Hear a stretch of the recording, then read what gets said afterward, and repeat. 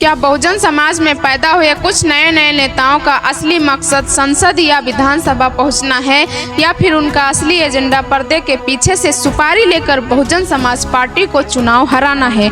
आज Bhim mission UP के इस विशेष मंच से मैं एक ऐसा कड़वा सच उजागर करने जा रही हूं, जिसे सुनकर बहुजन आंदोलन के गद्दारों के पैरों तले जमीन खिसक जाएगी। आज बात किसी पार्टी की जीत या हार की नहीं है, आज बात उस गहरी और खतरनाक साजिश की है जिसके तहत बहुजन समाज के वोटों को टुकड़ों टुकड़ों में बांटकर हमारे ही लोगों को सत्ता की रेस से बाहर करने का खेल खेला जा रहा है। अगर आप भी इस राजनीतिक साजिश का शिकार हो रहे हैं तो आज का यह वीडियो आपकी आंखें खोल देगा। अंत तक बने रहिएगा, क्योंकि आज सच बिना किसी डर के बोला जाएगा। नमस्कार साथियों, मैं हूं सुषमा गौतम और आप देख रहे हैं भीम मिशन यूपी। साथियों, अगर आप इस चैनल पर नए हैं और बाबा साहब डॉक्टर अंबेडकर, माननीय कांशीराम साहब जी के मिशन और आदरणीय बहन कुमारी मायावती जी के संघर्षों की सच्ची आवाज सुनना चाहते हैं तो अभी इस चैनल को सब्सक्राइब करके बेल आइकन दबा लें।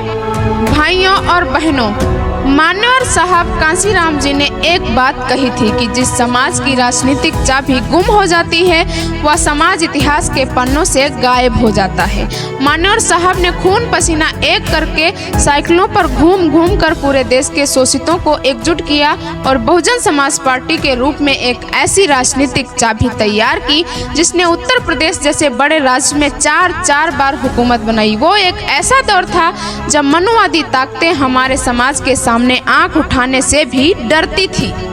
लेकिन आज क्या हो रहा है? आज गली गली में, जिले जिले में नए नए दल, नए नए मोर्चे और नए नए स्वयंभू नेता पैदा हो गए हैं। मैं आज इन सभी छोटे छोटे दलों के नेताओं से और सोशल मीडिया के कप्तानों से एक सीधा सवाल पूछना चाहती हूँ।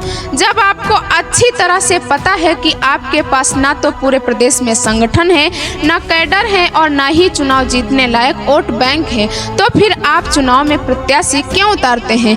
आपका मकसद चुनाव जीतना तो कतई नहीं है। आपका असली मकसद सिर्फ और सिर्फ बीएसपी के मजबूत हाथी को रोकना और बहुजन समाज के वोटों में सेंध लगाना है।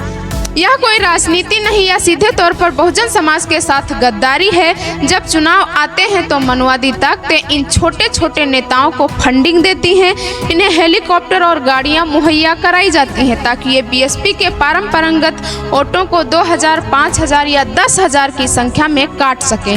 नतीजा क्या होता? बीएसपी कुछ 100 या कुछ हजार वोटों से चुनाव हार जाती है और सत्ता पर वो लोग काबिज हो जाते हैं जो हमारे लोगों पर उन्नाव और हाथरस जैसी दरिंदगी करते हैं, जो हमारा आरक्षण खत्म करना चाहते हैं और जो हमारे संविधान को बदलना चाहते हैं। साथियों, जरा सोचिए, इन तथाकथित नेताओं के वोट काटने से नुकसान किसका हुआ?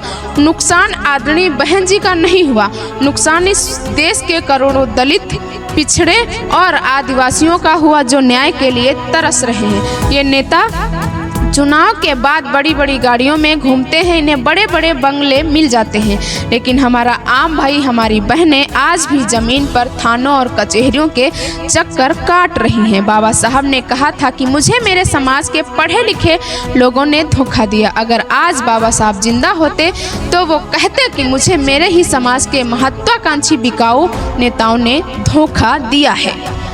इसीलिए साथियों, अब समय आ गया है कि हम इन वोट कटवा नेताओं और बहुजन आंदोलन के जय चंदों को पहचाने, जो नेता बीएसपी को हराने के लिए मनुवादी ताकतों के हाथों का खिलौना बना हुआ है, उसे समाज कभी माफ नहीं करेगा। हमें यह तय करना होगा कि हमारा वोट किसी बिकाऊ नेता की जेब भरने के लिए नहीं, बल्कि दिल्ली और लखनऊ के तख्त पर हुकूमत कायम करने के लिए गिरेगा।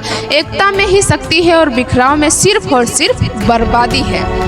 अब आपकी बारी है, मुझे नीचे कमेंट बॉक्स में लिखकर जरूर बताइएगा कि आप भी मानते हैं कि ये छोटे छोटे नेता सिर्फ बीएसपी को हराने और मनुवादी ताकतों को फायदा पहुंचाने के लिए चुनाव लड़ते हैं। अपनी राय पूरी बेबाकी और दहाड़ के साथ कमेंट में जरूर लिखिएगा। इस वीडियो को रुकना नहीं चाहिए, इसे हर एक बहुजन युवा के व्हाट्सएप और फेसबुक ग्रुप में शेयर जरूर कीजिएगा ताकि समाज इस साजिश को समझ सके। वीडियो को लाइक करें और आपके अपने चैनल भी मिशन यूपी को मजबूती देने के लिए सब्सक्राइब जरूर करें। मैं सुषमा गौतम जल्द मिलूंगी एक और धमाकेदार और कड़क विश्लेषण के साथ। तब तक के लिए धन्यवाद। देखते रहिए भी मिशन यूपी।